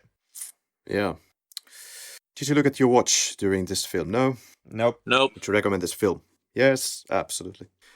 But it gets, as we have noted already, it gets a little bit harder to point out to you all the reasons why I guess you should watch it. But as a gangster film, as performances go, as a curiosity of this film and its themes that we couldn't fit together in this episode, yeah, please still watch it. This is one of the most interesting films from Russia that I have seen so far. So from my limited experience, I can say that.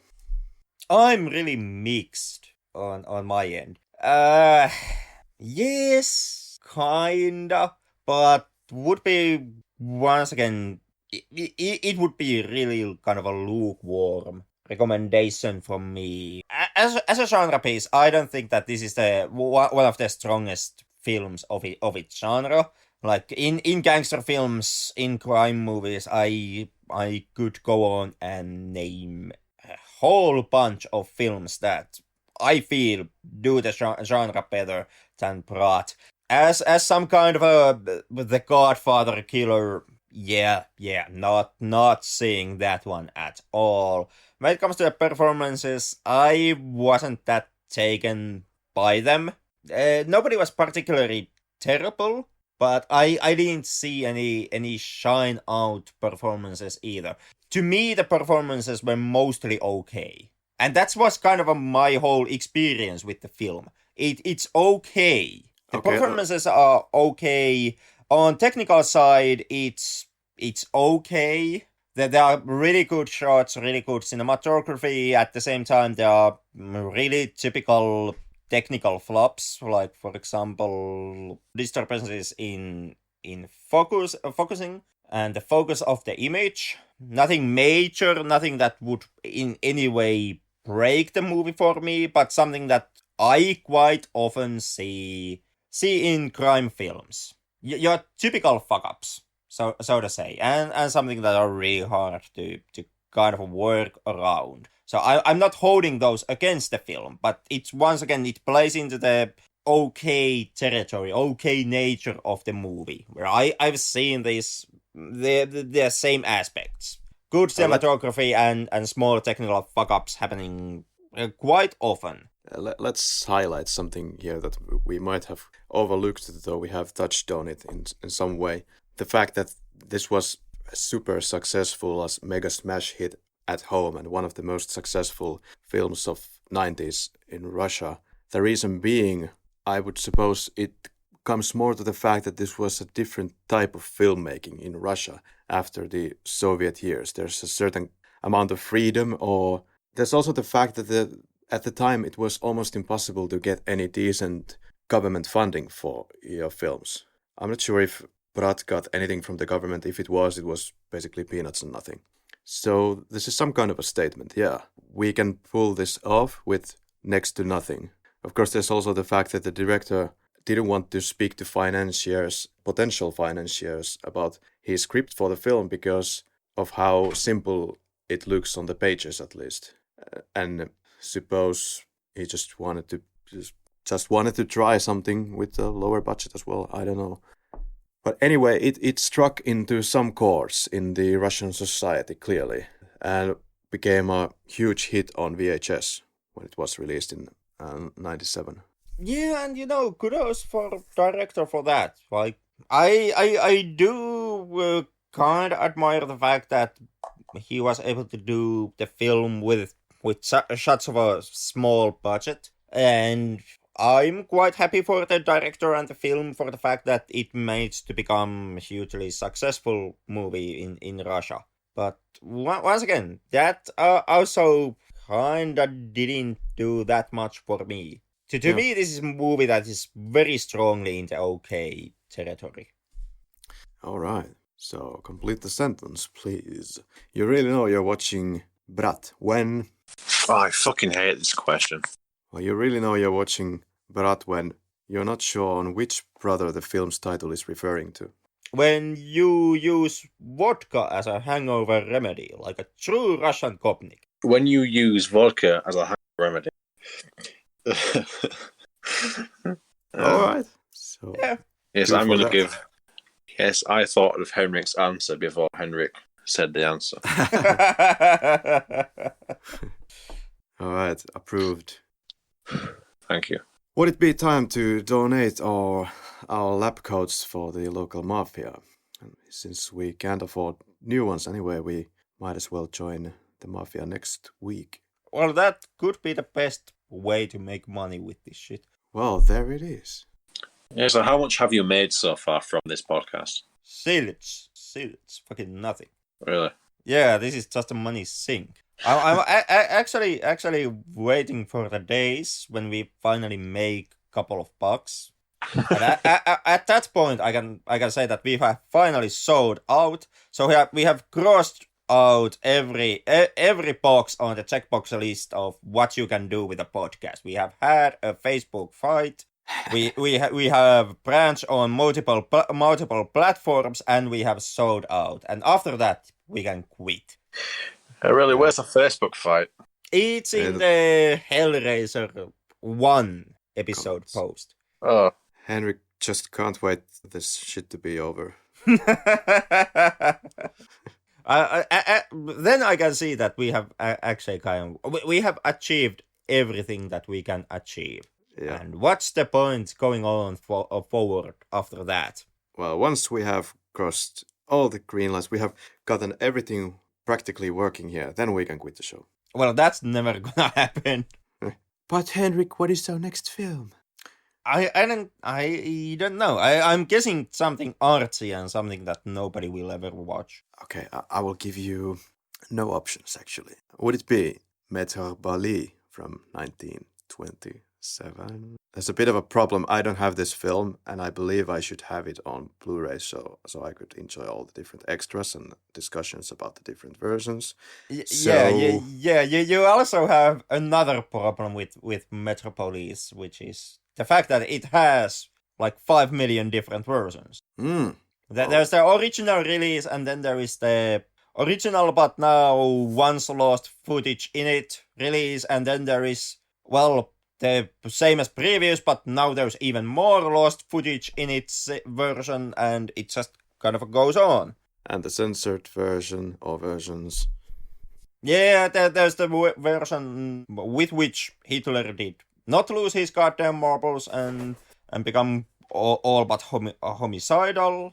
It basically just has the opening and ending credits. But if you are looking for the disc on that film, my recommendation is check, double check, triple check, fucking quarter check that you have the latest version, the most complete version of the film. Because even I'm not entirely sure how many different versions there are about Metropolis at this point. So basically the latest version is the most fullest version, and the rest of the versions are just the chopped versions. Well, Something hopefully, like I don't know what is the latest version. Like you first you have to find the latest version, and then you have to compare the runtime to every other version, just to make sure that is the longest.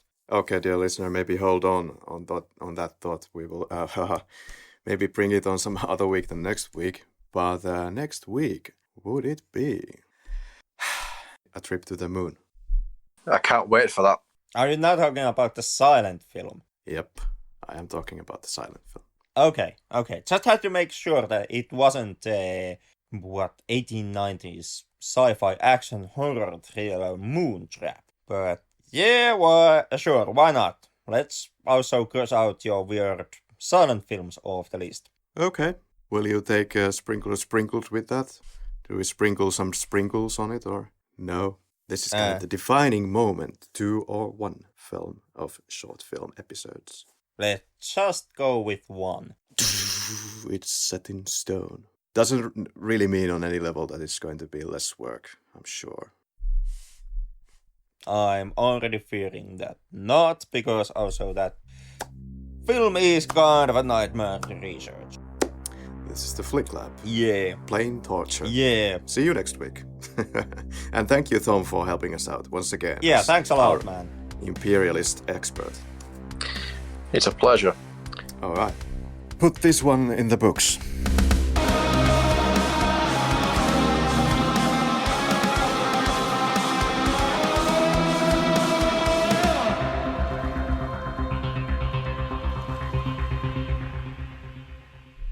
Yeah, I liked it cinematographically. I think that Danila is far better looking than Sveta. Ooh. He is kind of a handsome chap. Oh, yeah. 60 seconds in, technical problems. I think we should really get more radical then. Let's do some pig fucking movies then.